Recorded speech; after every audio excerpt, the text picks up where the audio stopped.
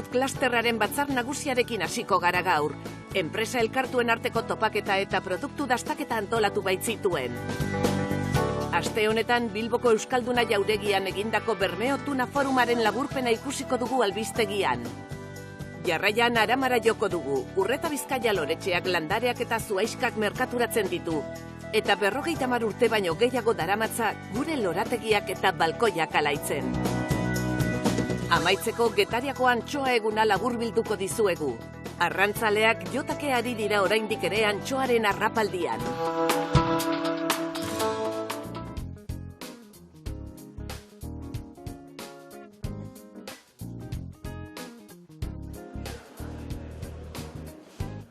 Joan den ostegunean, hilak 4, Basque Food Clusterraren urteroko batzarra egintzen Donostiako Kursal jauregian. Urteak dira klusterrak batzarra aprobetxatzen duela bazkideen arteko jai eta topaketa eguna antolatzeko. Batzarraren ondoren zuzendaritzako hainbat kargu berritu ziren eta jarraian hitzaldi eta mahai inguruen atala hasi zen bi gai nagusirekin, talentua eta lehiakortasuna. Manu Giner, Basque Food Clusterreko presidenteak batzarraren balantze txikia eginez hasi zuen saioa. Ondoren, Jonander Egaña klusterreko zuzendariak lehen islaria aurkeztu zuen, Juan Mancisidor, enpresen prestakuntzan eta aholkularitzan diharduen fabrikako zuzendaria. Gero, mai inguru interesgarri bat egin zen, eta behin amaituta, Arantxa Marrokinen txanda izan zen, Basque Food Clusterreko talentu proiektuen arduraduna baita. Batzarra instituzionalki izteko ardura Arantxa Tapia sailburuak izan zuen. Eguna amaitzeko Euskal Elikagai industrien produktuak dastatu ziren. Erakusgunean, Euskadiko jaki eta edari ugariren artean, bazkideek iritziak trukatzeko eta harremanak estutzeko aprobetxatu zuten. Bazkideen arteko hurbiltasuna da zalantzarik gabe klusterrak bultzatzen duen jardueretako bat. Giro ezin hobean, eguneko protagonista batzuekin hitz egiteko aukera izan genuen. Klusterrak Euskal Elikagaien sektoreko katemaila guztietan duen garrantzia nabarmendu zuen Arantxa Tapia sailburuak. Alde batetikan berrikuntza eta teknologia berriak sektore guztian sartzean, bertan agente desberdina daude, eta orduan berrikuntza ere sartzen da. Bigarrenikan industria bezala trakzionatzen du lehen sektoretikan, bai nekazaritza, bai ganaderitza, bai arrantza, eta naiz eta beraiek ez duten ekarpen gehiegi egiten barne produktu berdinari, bai da tresna bat, benetan, beste gai batzuetara ere laguntzen duena. Adibidez, oreka mantentzea lurraldean. Eta, horrelako industriak baita ere trakzionatzen du. Eta hirugarrenikan aipatuko nuke baita ere lankidetza. Enpresa desberdinen arteko lankidetzak bermatzen du sektore bat txikia dena berez, pixka bat handiagotzen eta gainea bere nazioarteko presentzia nolabait areagotzen. Jonander Egañak klusterraren historiaz eta etorkizuneko planez hitz egin zigun. Plan estrategiko berria dugu horietako bat. Klusterria 2009an sortzen da. Hor bat zeuden 10 bat enpresa, euren artean kolaboratzeko asmoarekin. Gertatu zen ere, klusterreko politika zabaldu egin zela, beste sektore batzuetatik zabaldu egin zen, eta gauza biak batera lotuta klustera sortu zen. Ordurik ona, plan estrategiko ezberdinak egin duguz, lortu nahi duguna da enpresen arteko kolaborazioari, kate osoko zati ezberdinetako enpresek kolaboratu dezaten, azken finean konsumitzaile bateri berak behar duena emateko, ezta. Berrikuntzan ari gara, talentuan ari gara, merkatura begiratzen ari gara eta konsumitzaileak zer nahi duen ulertzen eta entzuten ari gara, ezta? Gaur egun klusterrean 130 bazkide baino gehiago daude, elikadura kateko katebegi ugariak osatzen dituztenak. Kontutan eduki behar dugu dagoela sektore ekoizle bat, gaur egun ez da oso handia, Gero dago sektore transformatzailea, industria deritzona, apur bat industriak bertebratu egiten dau kate osoa, eta gero dagoz kanalak, nola produktu horiek bideratzen diren konsumatzailaren gana. Kanal, oreka kanala dago eta retail edo etxeko konsumoa. Hortik aparte, badauzkagu beste enpresa mota batzuk, elikagaiak ez dituztenak ekoizten, baina beraien produktuak eta beraien zerbitzuak elikadura katera zuzenduta dagozenak. Eta gero azken finean, badaude beste instituzio batzu, zentro teknologikoak edo unibertsitateak eta olakoak, azken finean ezagumendua ematen dienak sektoreari. Gure herrialdeko elikagaien industrian talentua nola txertatzen den azaldu zuen Arantxa Marrokin talentu arduradunak. Talentua non nahi behar da, baita ekoizle txikien artean ere. Talentua pertsona bakoitzak dituen osagaien batura da. Gaitasun tekniko eta profesionalen, hau da ezagutzaren eta jarreraren batura. Eta horre guztiak elikaduraren baliokatean duen lekua berdin-berdina da enpresa handietan zein txikietan. Pertsonek ekarpen gisa balioa eman behar diete enpresei, eta baliokateko enpresa guztiek pertsona hoiei behar dutena eman behar diete. Pertsonek eta enpresek klik egin behar dute, eta lortu nahi duguna hori da. Katearen gorenean, enpresa merkaturatzaileak daude. Haientzat, klasterra gure nekazaritza eta abeltzaintza ekoizpenen bihotzera hurbiltzeko aukera ere bada. Klasterra egiten ari den lana oso garrantzitsua da. Elikaduraren baliokate osoa kohesionatzea lortzen ari gara, Euskadiko elikadura merezi duen lekuan jartzeko. Azken urteotan, pandemian, funtsezko sektorea dela erakutsi digu, eta horrela tratatu behar dugu. Horretarako, elkarlana funtsezkoa da. Eta hor, klasterra lan handia egiten ari da. Enpresa batzuek zirkulua ixten dute ekoizpenetik salmentaraino. Udapa Kooperatiba Sozietatearen kasua hori da. Patata ekoizpenaren parte handi bat Eusko Labelekoa da, eraldatua eta prestatua ere saltzen du eta merkaturatu egiten du. Klasterrean enpresa alderdi asko jorratzen ditugu. Zuzendaritza taldearen eta teknikarien prestakuntzarekin zerikusia duen guztian asko laguntzen diogu elkarri. Ezagutza batzuk beste enpresa batzuetan eskuratu ditugu. Beste lantoki batzuk bizitatzeko ekimenak sartu ditugu zenbait proiektutan.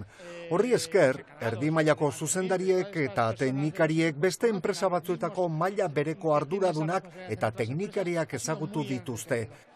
Guretzat klasterra oso garrantzitsua da, profesionalki hazteko aukera ematen digulako.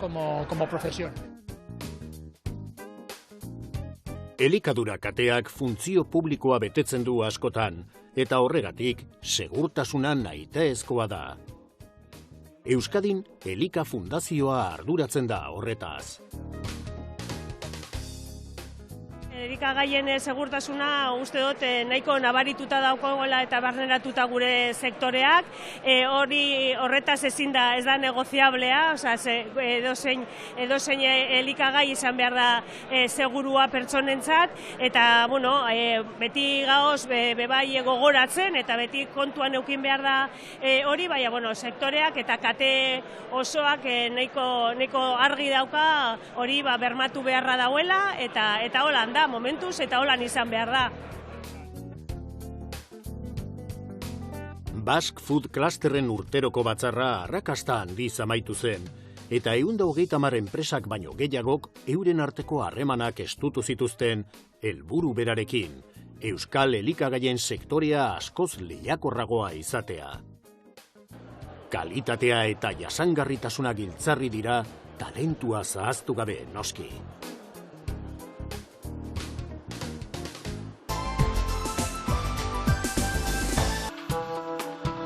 Bilboko Euskalduna jauregian Bermeo Tuna Forum izeneko topaketa izan zen.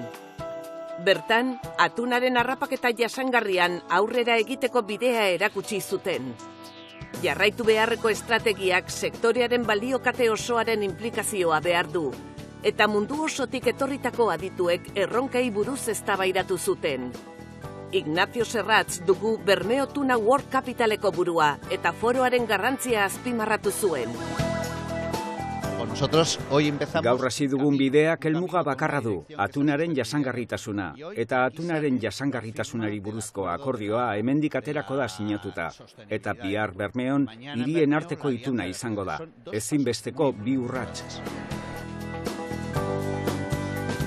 Aztiren moduko zentro teknologikoak funtsezkoak dira harrapaketen eta jasangarritasunaren arteko oreka bermatzeko. Astiren helburua egunerokotasunetik harago begiratzea da. Epe luzera begiratzeak zera esan nahi du, etorkizunari aurrea hartzea eta erakundeei kontzeptu zientifikoetan oinarrituriko gomendiorik onenak ematen saiatzea. Garapen jasangarria garatzen lagunduko duten politikak behar ditugu, jasangarritasunik gabe ez baitago garapenik. Eta enpresek estrategiak egokitu eta beharrei erantzun behar diete, baina ez soilik aurtengo emaitzetan pentsatuz, 5, 8 edo 10 urte barruko emaitzetan ere pentsatu behar duteta. Hori guztia ezagutzatik eta zientziatik lortzen laguntzea da gure zeregina, enpresak lehiakorrak ez ezik jasangarriak ere izan daitezen. Pero siendo sostenidas. Bermeo Tuna Forumeko zuzendariak hegalaburraren jasangarritasunerako nazioarteko adierazpenaren proposamena aurkeztu eta Inigo Urkullu lehendakariari entregatu zion modu simbolikoan. Urkulluk goizeko saioa itxi zuen.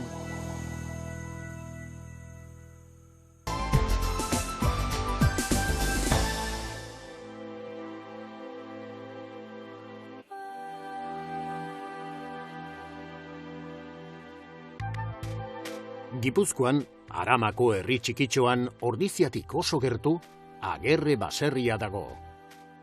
Familiaren laguntzarekin, Maria Dolores Mendizabalek Urreta Bizkaia loretxea zuzentzen du. Landare, zuaitz eta zuaizken enpresa merkaturatzailea. Haren gurasoak duela 50 urte baino gehiago hasi ziren barazkiak ekoizten, baina pixkanaka landareen mundura egin zuten salto. Berotegi zinguratuta, baserrian familia osoa bizi da. Kolore eta aroma lerketa delata oso lasaigarria da berotegitik paseatzea. Asier Maria Doloresen zuia da eta Urreta Bizkaia loretxea aurkeztu digu. Hemen daukeguna da azkenen landaran salmenta puntua daukeu, hemen eskualdeko puntu garrantzitsua, derrintzako ere olako herri txiki batentzako, Gipuzkoko herri txikinen olako salmenta puntua, herrintzako ere garrantzitsua da eta landara saltzen ditu. Udaberrian, lore salmenta izugarri igotzen da, leihoak, balkoiak eta lorategiak apaintzeko. Urteko salmentei begira, urte sasoirik garrantzitsuena da santu guztien eta Pasko eguneko ospakizunekin batera, noski. 3 zutabe nagusi dauzkeu. Batez ere oain udaberrie, biztan danez, santu guztieneko ere hilerritan eta kanpo santutan lora moztun eta landatun zentro jartzen ditugu eta Eguberritan ere Pasko loroekin lan pixkat egiten dugu. Orduan, hiru erpin horiek urteko 3 zutabe nagusi horiek kontutan hartuta garrantzitsuna noski orain udaberrie da, baina urten zehar lasaiago duten gara. 3 garai horietatik kanpo ere, Agerre baserrian badago lanik.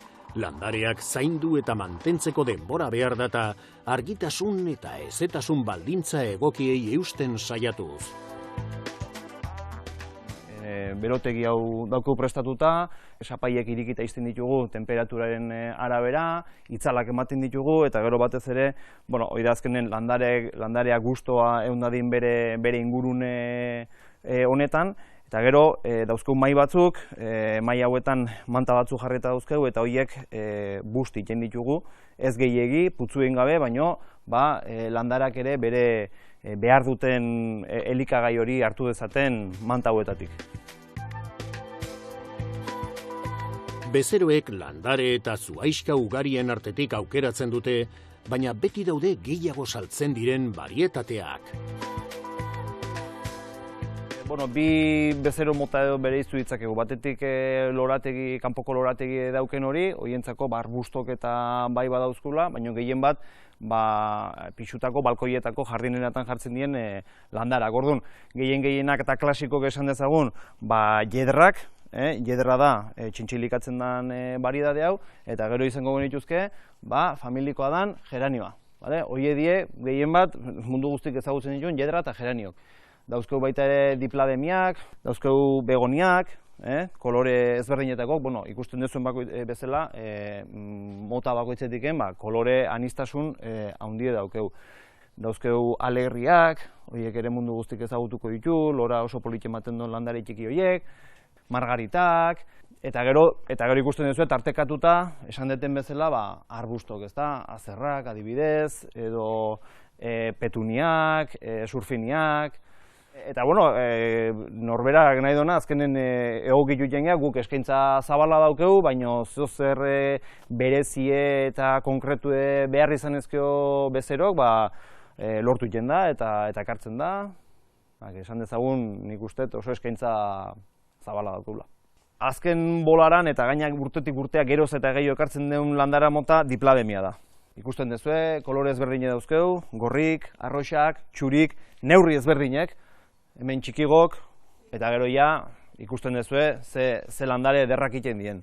Oso landara gogorra da, oso ondo aguantatzen do, haizek ikusten duzue oso landara malgue da, puskatzeko arriskuik ez dauke, eta oantxe, nahi bat esatezkeotan, hauxe esango nizuke, diplademia. Kaktusak eta hoien barietate ugariak ere oso ondo saltzen dira. Ez da gure ingurune honetan ez daukegu era naturalen, baina gu bai eskaintzen duela baita ere kaktusek baditugu. Ez da jende gehien eskatzen duen landare mota, baina ikusten dezuenez badaukegu aukera eta aniztasuna. Agerreko bezeroak kasu gehienetan lagunak izaten dira. Urtean hainbat alditan pasatzen dira hemendik landareak berritzeko. Azoketan dituzten bezeroak ere ohikoak dira eta bereziki Ordiziako asteazkenetako azokakoak. Gure zutarri nagusik bidie, batetik etxeko salmenta puntue, jendea honea baserria etortzen da erostea, jendek ezagutzen gaitu, eta gero batez ere astizkenetako Ordiziko azoka. Hori da, lehen hau garai baten bai gehiago iten ziela, baina oantxe Ordizikin gelditu geha, eta gaina guretzako oso azoka garrantzitsue eta indartsue da guretzako. Gero urten zehar bai, iten ditugula azoka berezik, urretxundala edo lastin, edo batzuk iten ditugu, baina horiek izaten die urten zehar dozen erdi bat azoka gutxi gora bera. Baina guretzako bi zutabe nagusik, etxeko salmenta puntue eta Ordiziko astizkenetako azoka. Loreontziak eta loreontzietarako lurra oso garrantzitsuak dira landareak ondo garatuko badira. Abere ongarriz eginak Urreta Bizkaia loretxean lur sortak prestatzen dituzte eta hoiek ere jartzen dituzte salgai. Landarak saltzen ditugu, baina landare horiek ere leku egoki bat behar dute eta elikagai egoki bat. Hortarako uste deu lurre landarak egon behar don leku hori funtsezko garrantzia dauke, oso garrantzitsu da guretzako.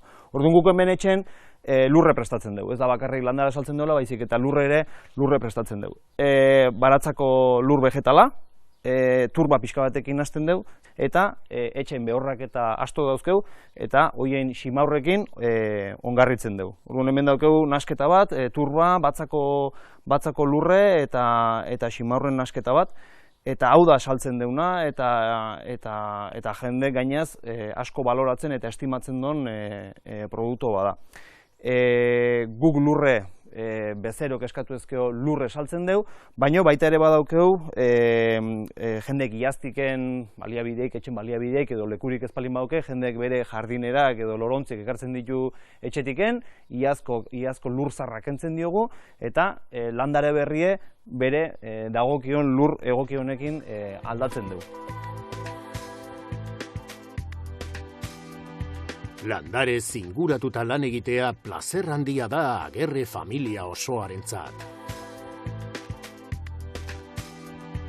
Nik uste dut lehenengo sektoreko obide guzti bezala hau ere lotue da, jende askon implikazioa eskatzen do, nera maila arreba da maki negozio, baina etxeko guztik denon arten eskua bota berri izaten dio, guztua botatzen dio, baina lotue da, baina bestaldetiken landarak ematen duten alaitasun hau, ze koloretsu edan, eta ematen duen lasaitasune gaina zolako ingurune baten, nik uste dut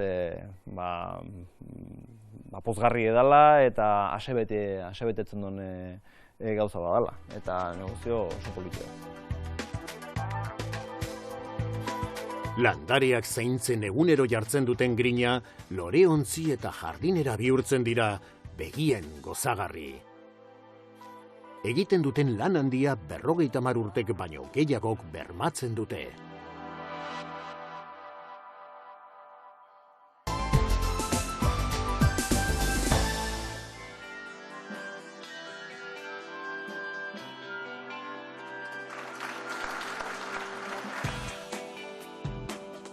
Ostiralean, hilaren 5ean, antxoa eguna antolatu zuten Getarian berriro.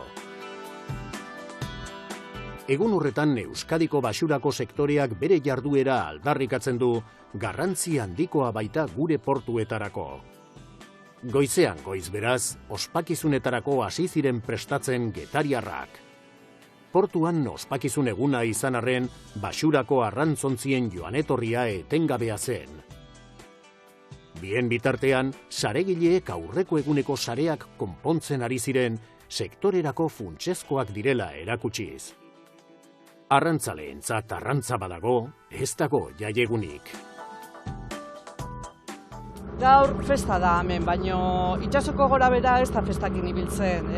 Beak gizonak eta nahiko festan egon, baino hori arrantzan araberan da. Goizo harrapatzen baldin maue, goizo etorrekoia, baino danak bakizu, batzu goizo, beste beranduxio, hemen harrapatzeuen etortzea portua. Festa dalakota ez dira etortzen. Gizarteak ez zuen saregileen lana aintzatesten lan oso garrantzitsua izan arren. Orain zorionez, elkartuta daude eta euren eskubideak aitortuta ikusi dituzte. Gauza asko lortu ditugu, asoziazio bezala eta federazio bezala gauza asko lortu ditugu. Adibidez, gaixotasunak errekonozitzia eta koefiziente reduktoria lortu deu, gizona bezala.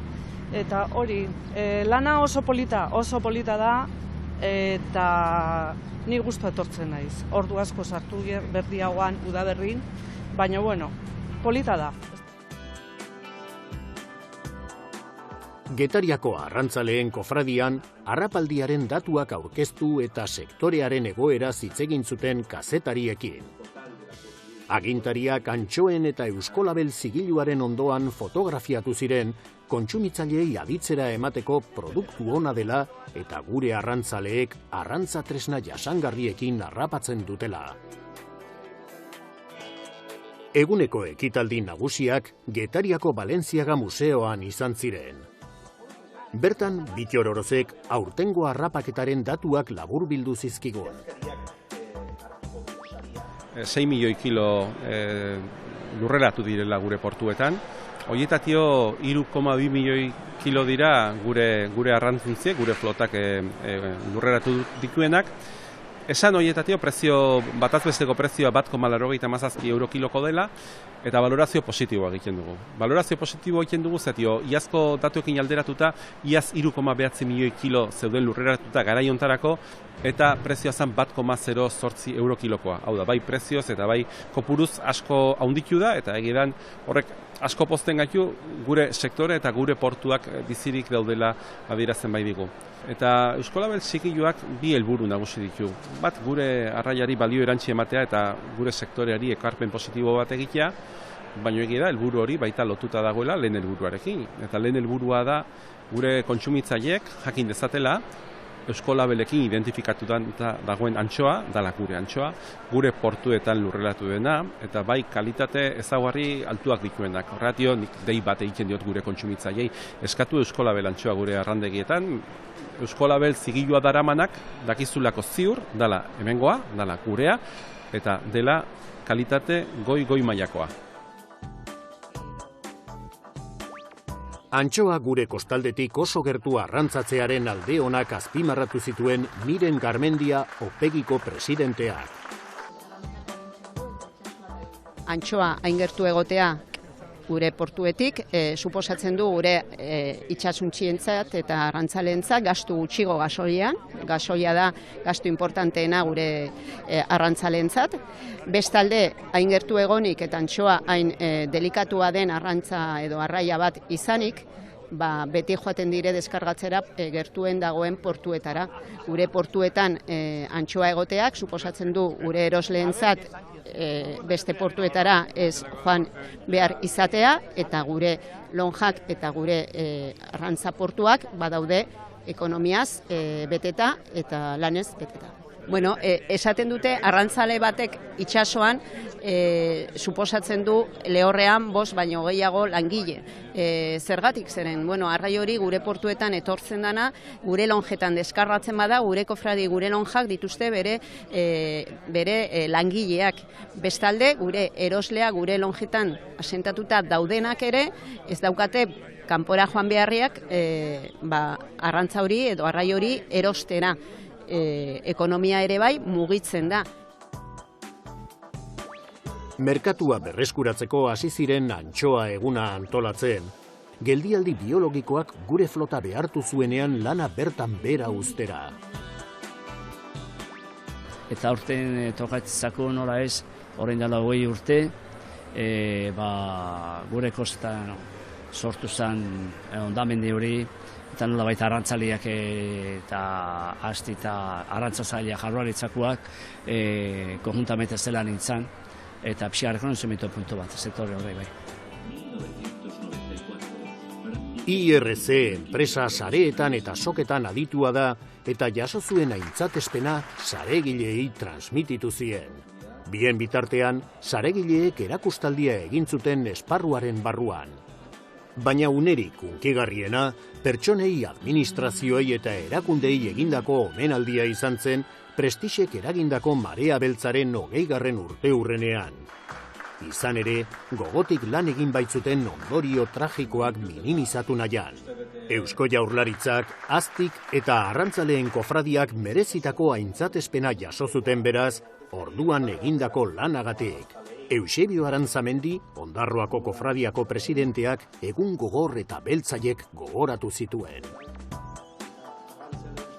Ez daki hau zer dakauen be, Euskal Gobernu eta zer da hau, asti zelanik involukraten dizen, eta gu lana etxegoa, zela arrantzali, ez dakau ez etzi sekule, eurok esaten da denin, itxosa urte mezu, horre txapapoti da, baina guk ez gendun pentsaten zelako ze dimentsioi zikineguan itxosun. Sinistu ez gendun, etxen. Ekuste gendun, ez da posible, ez da posible, ez da posible.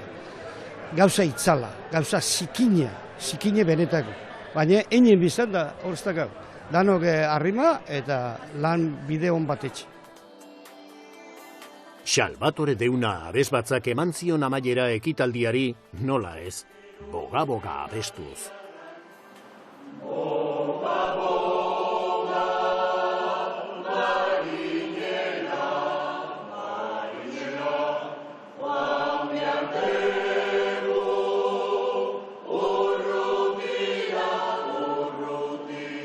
Arrantzaleek itsasora ateratzen jarraitzen dute, saltokietan Eusko Labeleko antxoa izan dezagun.